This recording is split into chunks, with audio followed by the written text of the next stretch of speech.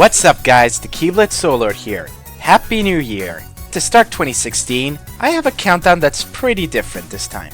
Now we all have human characters that we all know and love from video games, however, no one has ever talked about this kind of topic before. The Kemonomimis. A Kemonomimi is considered a human with animal characteristics, such as cat ears, foxtails, you know, all that kind. And to this day, I haven't seen anyone posting a countdown specifically for these characters. So I guess it's up to me to make it happen, so I'm gonna show off my top 10 Kemonomimis. Now why a top 10 instead of my usual top 15? Well, to be honest, there wasn't that many games that I have found or played that involved those types of characters, so I could only manage to find 10 characters from 10 video games. I would love to include anime Kemonomimis, but I'm only restricted to video game characters. So if there's a Kemonomimi that you know and it's not on the list, feel free to let me know in the comments and I might check them out. And I won't be including characters that are furries, aka looking like animals than humans, so don't expect Fox, Sonic, or even Diddy Kong on this list. Also, I'll be analyzing these characters by their personality, appearance, backstory, and why I like them so much. And same rules as always, only games I played and only mine per franchise. So, without further ado, let the cuteness begin!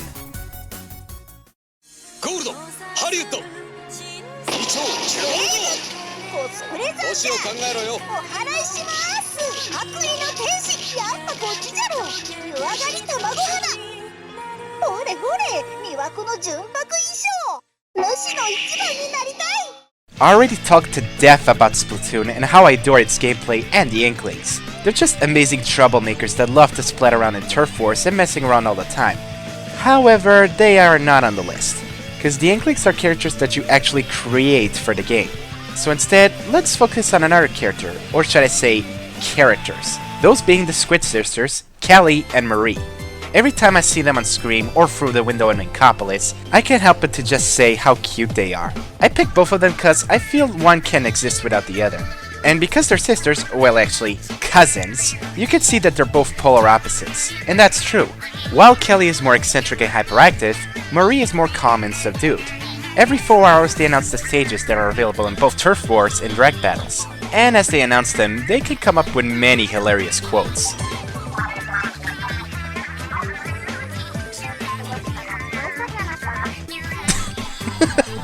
See what I mean? Also, in single-player mode, through radio chats, you encounter Agents 1 and 2 that help you throughout your quest while Captain Cuttlefish was captured by the Octarians. Well, guess what? It's Callie and Marie in disguise. And did I mention they're great singers? You heard how they sing in the final battle against DJ Octavio and how they sing in the Splatfest. You're probably wondering why are they so low on the list? Well, unlike the next entrants that are coming up, the Squid sisters don't do much in terms of gameplay or boss battles, aside from the singing and telling the news. Nevertheless, they deserve to be included on my list due to their personalities and their cuteness. Stay fresh, Callie and Marie!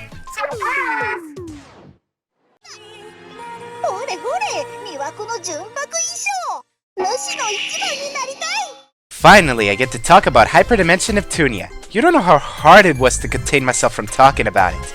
While it's not one of the best RPGs such as Final Fantasy or Xenoblade Chronicles, this game has quite a charm due to their moe appearance and a great set of characters and personalities. Like one of my favorites, the main character Neptune, being a hilarious fourth wall breaker. But this is a list about Kemonomimi, so she's not included. With that said, this spot goes to one of the DLC characters for Hyperdimension Neptunia Victory, CyberConnect 2, or CyberCon for short. Weird for me that I would include a DLC character to be in the countdown, but that doesn't stop me from including her, since she's a great character to be with. For starters, her appearance shows that she greatly represents CyberConnect 2, the company behind the Hack and the Naruto Ultimate Ninja Storm series. And her appearance does take a good combination of Kite and Naruto, but including her canine ears and tail and with the colors of the company. Her personality is also quite likable. She's really laid back and friendly, always willing to meet new friends.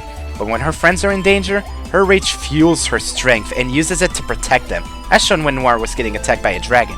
She also has a love for video games, and she is probably the only player to ever beat Vert in 4 Goddesses Online. She's also a great partner to be in the game. While she lacks in strength and vitality, she compensates with her amazing agility and technique. Using 2 daggers, her rush attacks are really great for breaking the enemy's guard, and her X finishes are really amazing to use with her quick combo attacks. And her EXZ drive is pretty cool. All I have to say is CyberCon is a great person to be with, and whenever you need her, she's always there to give you a hand. ほれほれ、魅惑の純白衣装。主 Ready the stage, people, because we have a feline musical star in the house. Felicia from Darkstalkers. Come on, people, you know she'd end up on this list sooner or later. And why shouldn't she? Felicia is a cat girl, as you might expect from her appearance, and is also energetic and optimistic, and enjoys singing, dancing, and making friends with people. She was taken in and raised by a sister named Rose, who didn't turn her away, despite being a Darkstalker. After she passed away, Felicia decided to travel the world to become a musical star to serve as a bridge between humans and Darkstalkers, and for them to coexist peacefully. And it's because of that she met many other cat girls of her kind, and together they successfully started a musical, with Felicia being the main star of the show. In fact, in her ending of Vampire Savior, she has constructed an orphanage named the Felicity House, taking in orphans and playing with them almost every day. She normally doesn't resort to fighting since she wants to make friends, but if she can't avoid it, she's a formidable fighter nonetheless. With her amazing speed and sharp claws, with a lack of durability unfortunately, she's sometimes also bringing her friends to give her a hand on the battlefield. Heck, even her level 3 has that. I'm actually glad to include Felicia on my list, because she's always been a joy to play as in Darkstalkers, as well as in the Marvel vs. Capcom games. Heck, I would even go to her concerts if she was real.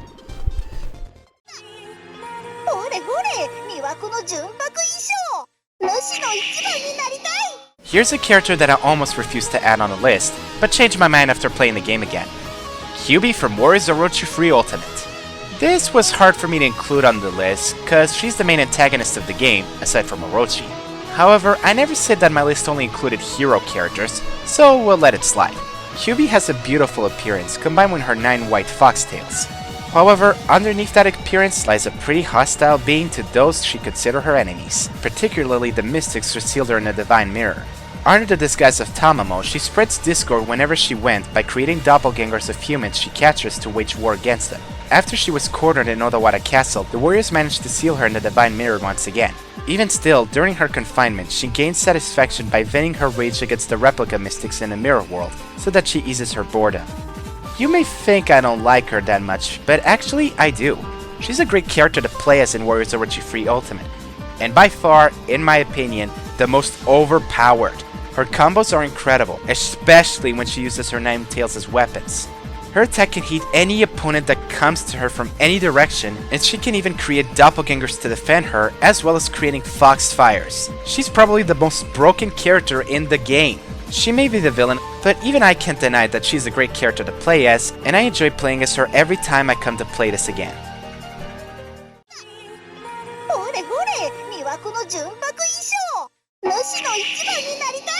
When you think of Skullgirls and Kemonomimis alike, who do you think takes the spot? That's right, Miss Fortune.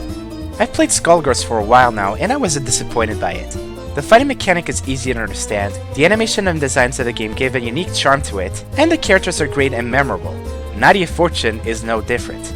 This cat is quite a prankster, and she shows it with her wild feline personality. She loves to make friends with everyone and is also a fearless fighter. Living in Little Innsmouth, Nadia Fortune was a proud member of the Dragonian Thieves, whose lives ended in tragedy in failing to steal the life gem. At her impending doom, Nadia swallowed the life gem and digested it, turning her body into an undying corpse, meaning that she cannot die even while being cut down to pieces.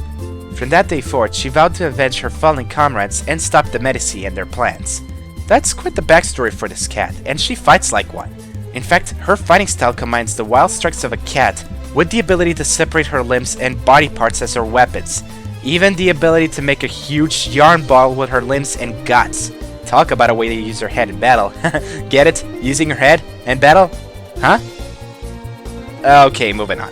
Her backstory, personality, and fighting style truly shows how great Miss Fortune is, and I think she deserves to be happy with all her friends and comrades. I win, I win, I win, I win, I win.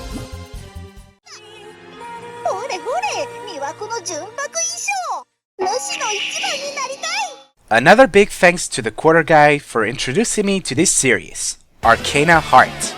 Although I never played Arcana Heart 1 and 2, Arcana Heart 3 showed a lot of promise for a fighting game. Not many people might agree, but I think the moe appearance and the adorable designs of the characters made this game shine on how cute and great it is. So out of all the Kemonomimis, who do I pick? None other than Kamui's most loyal ninja doggy girl, Konoha. Come on, you can't deny that she's adorable. I mean, look at her! Those cute floppy dog ears, that adorable puppy tail, her funny yet adorable voice. Where do I even begin? Konoha is an effective yet perfy and goofy ninja, who constantly tries to hide her canine parts from anyone. But due to her constant excitement, they often pop out a lot. And she's also the kind of puppy girl that doesn't know when to sit still and prefers being more active unless she gets attention from Kamui, who she admires greatly. Not to mention that she loves the way she rubs her tummy. A lot. Her backstory is also pretty interesting. She's a descendant of the legendary spirits who have mastered the ninja arts, and she grew up learning the family fighting style by training in the forest and mountains. It's thanks to that she accepted the role of the Millennium Garden with anticipation. As for her fighting style, it's not that bad, combining some fake-outs and ninja tricks of her own, plus some lightning-fast moves that could deal amazing combos. Even her super moves are pretty fascinating, and combining with Morimoto, the Arcana of Plant, she can absorb damage as she hits her opponents, create vines to skewer them, and her Arcana base is, fruit pinball. Even so, Konoha, in my opinion, deserves the spot for her active personality, her quick abilities, and her adorable appearance.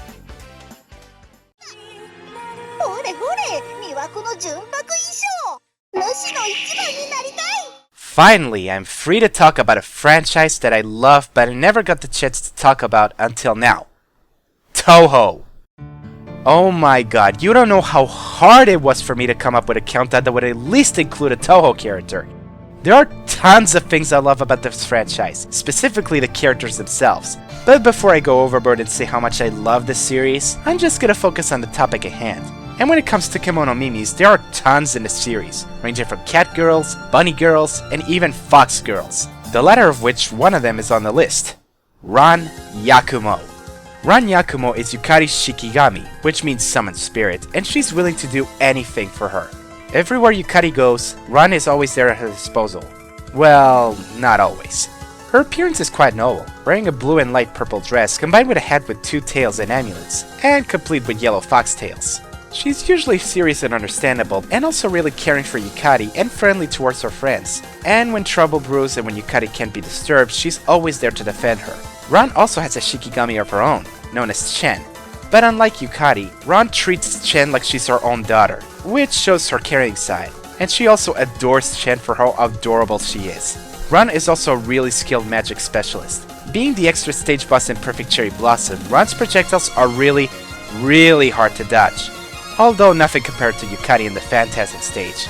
They can surround you and all you can do is shoot and dodge every single spell card bullet hell that's coming to you. So if you ever disturb Yukari or even put a single scratch on Chen, get ready to receive total punishment by Ran Yakumo herself.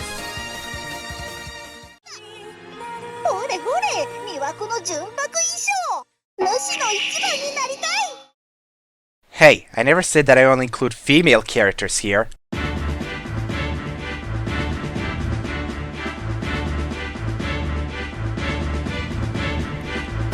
Yep, Final Fantasy's Monkey Boy is here. Zidane is a genome created by Garland. No, not that Garland. There we go. But was found and raised by an old man named Baku from the Tantalus Feeder Troop and became a noble thief. He may look like an ordinary boy with a monkey tail, but mess with him, he uses its transform and whoops your ass. But what I really like about Zidane is his personality. Despite being a skirt chaser, Zidane knows when a serious situation happens. He's also laid back and casual, but also knows the true value of being alive. He also has a troubled past and most likely tends to keep his problems to himself. But what I like the most in his personality is that he values friendship more than anyone else in the party. He's really friendly to other party members, even those who dislike him. He acts like an older brother to Vivi, and has feelings for Garnet. Ahem, Princess Garnet. There we go. However, in Dissidia, he shines the most for me because not only he's one of the best characters to play as in the game, but he also delivers one of my favorite lines in the story mode. Do I need a reason to help someone? Or is my help not good enough for you?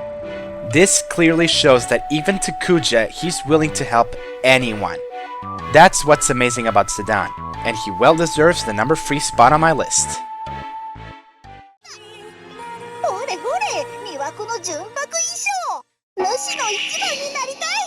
I've recently got into League of Legends. I enjoy its gameplay, its battle system, and of course, its great selection of champions. What's interesting about these champions is the lore that each of them have, about their kingdoms, reason to fight in League of Legends, and their powers. With that said, the next entrant is actually one of my favorite League of Legends champions, and number 2 on my list, Ahri. I know what you're thinking. Another Kitsune? Come on, man, show more variety. Well, don't blame me for liking these characters. Now on to Ahri. Ahri is just gorgeous, with her beautiful face, her long black hair, and those wonderful 9 fox tails. She also has the personality of a seductive woman who enjoys playing with others, even teasing them before they fight. Should I make your pulse rise? Or stop? She's also a formidable fighter. Although she lacks in defense, her speed and magical power is what makes her shine. She uses a variety of spells like Foxfire and Orb of Deception to damage her enemies, uses Charm to attract them to make them fall into her trap, and her Spirit Rush not only can be used to attack her enemies, but also used as a tactical method to get away. But those aren't the only reasons why I like her. The biggest reason is her backstory. She first started out as a simple fox but had a wish to actually become human. She stumbled upon a battle and found a downed man in his dying breath. By approaching him, Ahri somehow felt his life essence being drained into her, and as the man died, she started to realize she was transforming into a human. As time went on, she adapted herself to the customs of human society and using her beauty and charm to attract unsuspecting men and absorbs their life essence to further her transformation. But as she took more lives, she started to develop something that she never had as a fox, a conscience. She started to feel human emotion and began to regret her actions. Attempting to find another solution, she stumbled upon the mages of Runeterra, and they offered a chance to attain her humanity without any more harm in exchange for her to find in the League of Legends. And that is why I like Ahri. She's beautiful, her personality is likable, she's fun to play as, and her backstory is interesting. However, there's still one more Kemonomimi to meet, and before we do that, a quick recap. Number 10, the Squid Sisters. Number 9, Cybercon. Number 8, Felicia. Number 7, Kyubi. Number 6, Misfortune. Number 5, Konoha. Number 4, Ran Yakumo. Number 3, Zidane. And number 2, Ahri.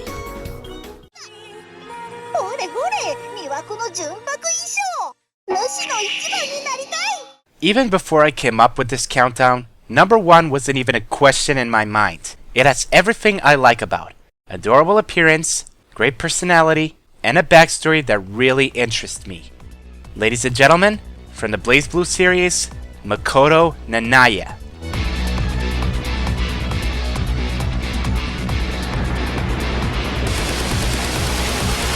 Yeah, for those of you who saw my first vocal countdown, Makoto is my favorite character in the series. And why shouldn't she? I just love her character so much. Let's start with her appearance. Makoto is a squirrel beastkin, and I'll be honest, I never imagined seeing a character that has a squirrel tail. Speaking of which, does anyone want to funnel that tail? I sure would, it looks so fluffy. Even Noelle agrees with me. And during fights, she wears... light clothing. Her personality is also enjoyable. She's energetic and a bit silly at times, but she's really friendly and cares deeply for her friends Noelle and Tsubaki. But mess with them and you'll deal with her serious side. She'll do anything to protect her friends and bring them back together. And her fighting style is no joke. Her punches and kicks deliver incredible amounts of damage. And her astral heat has her punch her opponent to a planet and crushes it in the process. Damn! But the real reason I like Makoto isn't just her looks or personality. The real reason is her backstory and continuum shift. A few years prior to the events of the first game, Noelle, Tsubaki, and Makoto first met each other at the military academy in their dorm. She introduced herself as Nanaya, and with a cold attitude, she dumped her stuff on a bed before leaving them in complete shock. A few days later, she was being bullied by her classmates who pushed her and made racist remarks about her beastkin heritage. And then they began to exchange insults, even to the point of almost hitting them, until Noelle stopped the fight and Tsubaki told the bullies to look themselves at the mirror. After that, Noelle and Tsubaki were searching for Makoto after she apparently ran away, but they almost fell off a cliff until Makoto saved them using her tail to break the fall. Even still, despite the situation they were in, Makoto kept being cruel towards Tsubaki as they argued, until Noelle wanted to know why was she acting this way and why does she feel so different. That's the moment where Makoto let her emotions break loose and started to cry. It's been revealed that she was being bullied ever since her childhood, and all she wanted was others to accept who she is, not as some freak of nature, but as a person. And when that happened, a new friendship has been born, and she became a whole new person. I really liked her backstory because I've been there. I've been bullied and tried to avoid being bullied because I felt that they don't accept me for who I am. But then I met great friends because they see me as a normal person and not someone's punching bag. I honestly feel like Makoto relates to me because we both felt the hardship of being bullied and discriminated until we found friendship. Makoto has left such a great impact on me. Her personality is amazing, her fighting style is incredible, and her backstory is interesting because I feel the same way she did. And that is why Makoto is my number 1 Kemonomimi in video games. This is the Keyblade Soul Lord, and remember kids, no to bullying. Happy New Year everyone!